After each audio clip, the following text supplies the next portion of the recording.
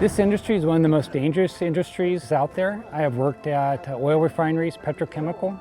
So the jobs and the tasks that our employees have to do have some of the highest risk on a day-to-day basis. It's just inherent in the jobs that they do.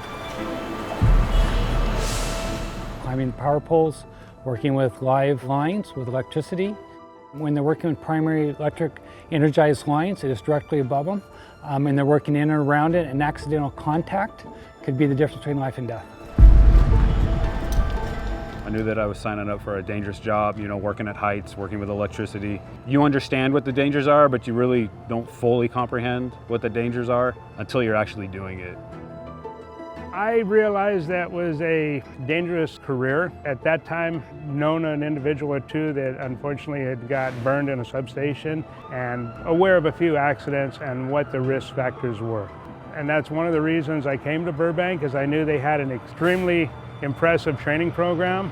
They're out here every day, and when you have 40, 50 people every day on power poles, there is a potential that at one point something could go wrong.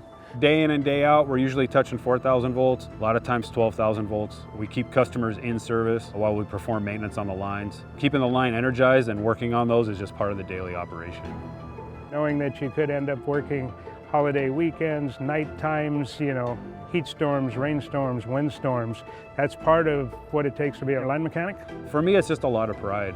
I grew up here and I'm fortunate enough to work here as well. So there's a lot of pride. There's a lot of pride in the craftsmanship. There's a lot of pride in the product that we put out day in and day out.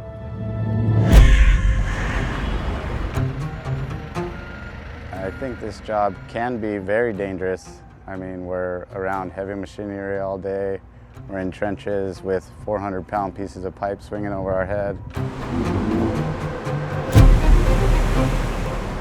When a main break, it's like a small bomb. It blows up.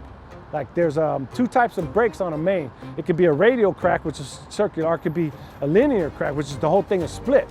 When that happens, a piece of pipe will blow out. It's really a dangerous thing. We could be run over by cars that are not paying attention through the cones or the setup we have, and we mitigate it the best we can. I've been called out on Christmas morning, middle of opening presents, and my wife understands that this is my career and I need to show up.